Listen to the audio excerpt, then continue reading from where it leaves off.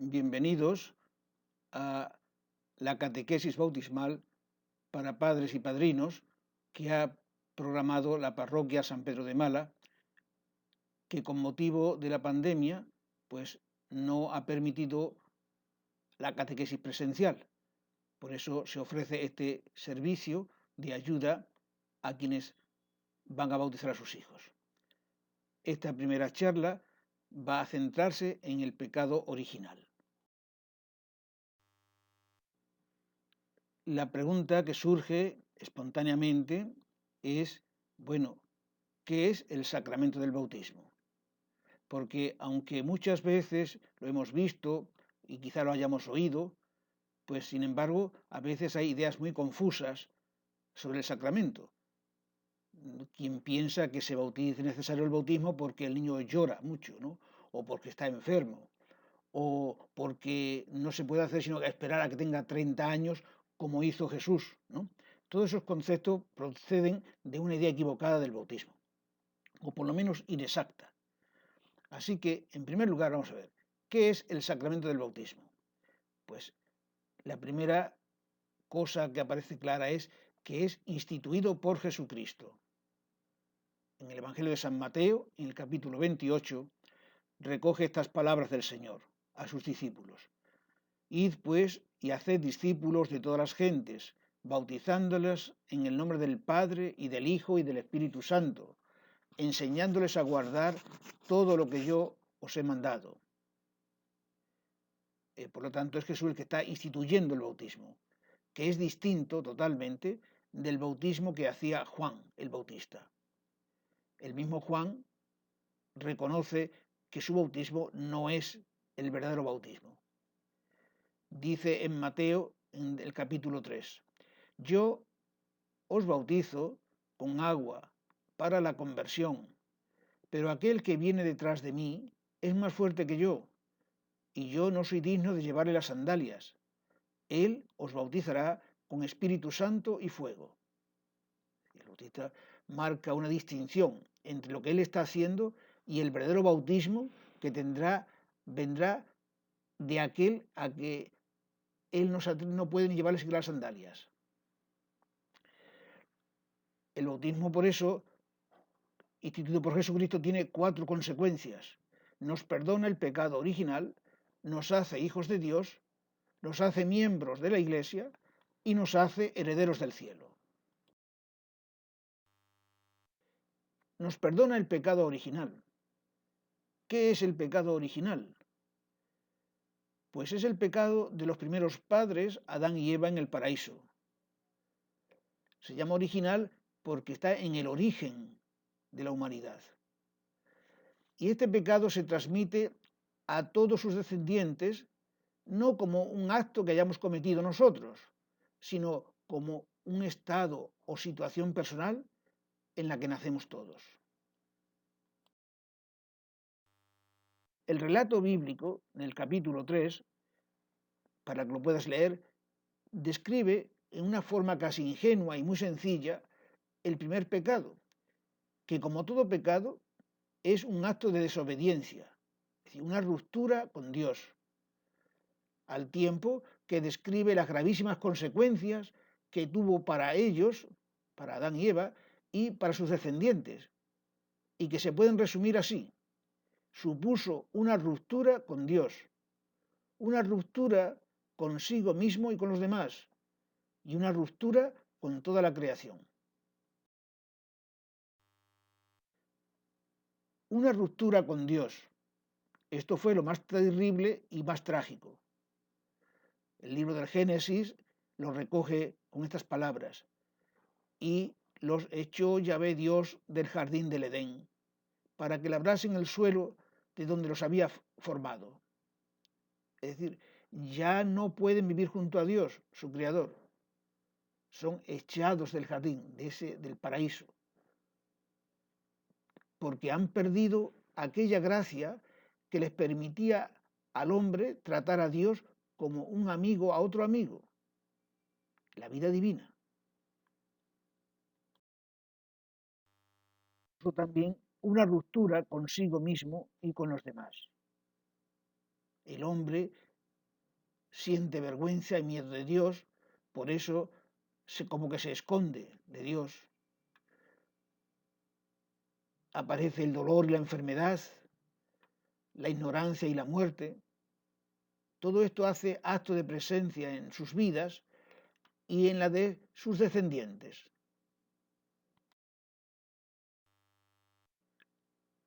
Supuso también una ruptura con toda la creación. El mismo libro de Génesis, te vuelvo a leer el texto para que lo recuerdes mejor. Por haber escuchado la voz de tu mujer y comido del árbol del que yo te había prohibido comer, maldito sea el suelo por tu causa.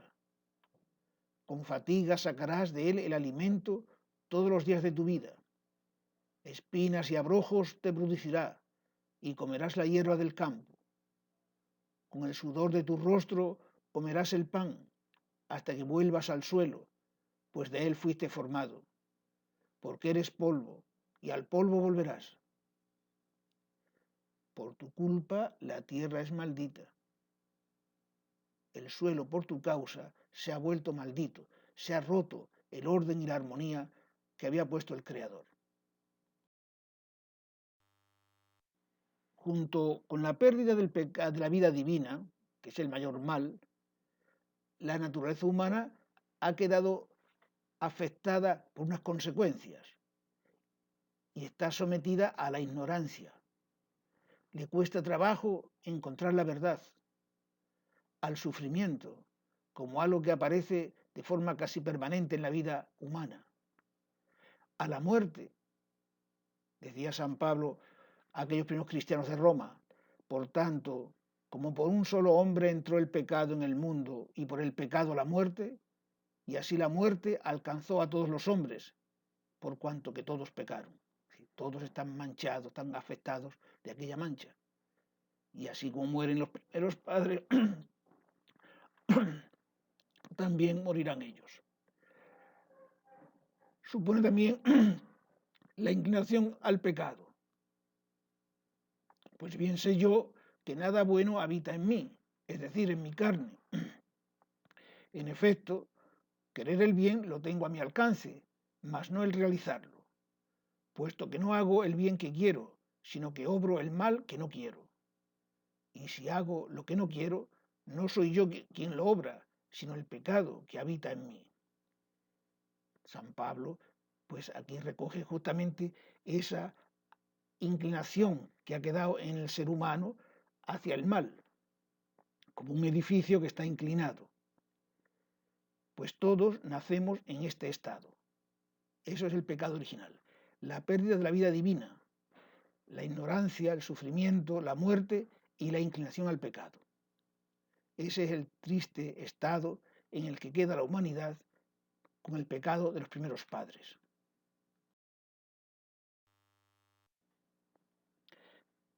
De esa forma, la Iglesia nos enseña que en el pecado original encontramos la razón de por qué el mal se da en todos los hombres y en todas las épocas, independientemente de cualquier otra situación, económica o social o geográfica. No se trata de ser rico o pobre, de vivir en este lugar o en el otro. Es la naturaleza humana la que ha quedado afectada. Y en nuestra vida personal lo experimentamos vivamente. Y la doctrina cristiana nos enseña y nos habla de los 7 pecados capitales, 7 raíces, como 7 tumores, ¿no?, de los cuales brotan otras afecciones, ¿no?, que son la soberbia, la avaricia, la lujuria, la ira, la gula, la envidia y la pereza, los pecados capitales. Podemos resumir entonces las consecuencias del pecado original viendo lo que ocurre en Adán y Eva y lo que ocurre en nosotros. En Adán y Eva, el pecado original fue un acto personal y libre de desobediencia que ellos hicieron. En nosotros es un estado, una situación en la que nos encontramos al nacer ya. En Adán y Eva perdieron la vida divina y su unión con Dios. Por eso fueron arrojados del paraíso. Nosotros también nacemos privados de esa vida divina y por eso necesitamos nacer de nuevo para recuperarla. Adán y Eva perdieron el don de la inmortalidad y la muerte aparece como una consecuencia del pecado.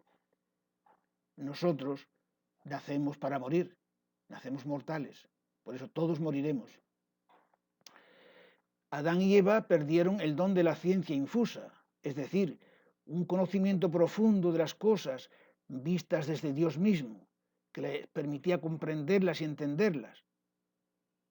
Nosotros hemos quedado afectados por la ignorancia e inclinados al mal, y con dificultad sabemos a veces distinguir las cosas buenas de las malas.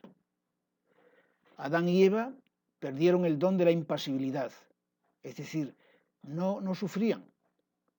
Comenzaron a sufrir el dolor, la enfermedad, la fatiga y el cansancio después del pecado, ya fuera del paraíso. Nosotros, afectados también por el pecado original, sentimos el dolor, la enfermedad, la fatiga y el cansancio como algo normal en nuestra vida, en nuestra existencia.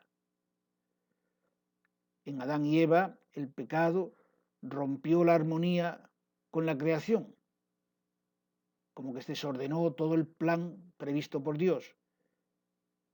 En nosotros vivimos afectados por ese desorden de la naturaleza. Por eso las situaciones a veces trágicas de la naturaleza, desbordes, inundaciones, tornados, terremotos, es todo como una expresión de que la naturaleza ha quedado como desajustada por el pecado del hombre. Esta situación del pecado original afecta a todos los hombres, todos. Pero una criatura humana se vería libre de esa situación. Y Dios lo anuncia ya en el paraíso, para consuelo de los primeros padres, cuando les promete la venida de un Salvador.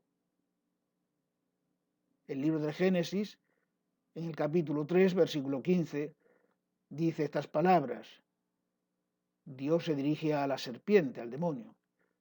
Pongo enemistad perpetua entre ti, la serpiente, el demonio, y la mujer. Esa mujer no se refiere a Eva, está hablando de otra mujer. Entre tu descendencia, la descendencia de la serpiente, el pecado, el mal, y la descendencia de ella y la suya, Jesús. Ella, esa descendencia de la mujer, te aplastará la cabeza. El Salvador vencerá al mal. Esa mujer es la Virgen María. Eva no puede ser esa mujer que porque había caído en la situación del pecado. María, concebida sin mancha, es llamada por eso Inmaculada, sin mancha, y cuya fiesta se celebra el 8 de diciembre cada año. Este privilegio de la Virgen María como Inmaculada se recuerda cada vez que decimos una ejaculatoria, Ave María Purísima, sin pecado concebida. Ahora apenas se usa, pero antiguamente, era una forma muy común de hablar las personas. Cuando iba a una casa, pensemos que no había timbres para tocarlo, ¿no? Y que las casas a lo mejor estaban al fondo de las personas. Entonces, desde la entrada se hacía este saludo, Ave María Purísima. Y desde dentro las personas contaban, sin pecado concebida, pasa. Era una forma de abrir la entrada, ¿eh? Recordando la Inmaculada Concepción de la Virgen. Gracias por haber asistido a esta primera catequesis y, bueno, pues irás subiendo las demás, irás conociendo las otras catequesis a fin de formar una completa idea más del bautismo del que van a recibir tu hijo y tus ahijados. Que Dios os bendiga.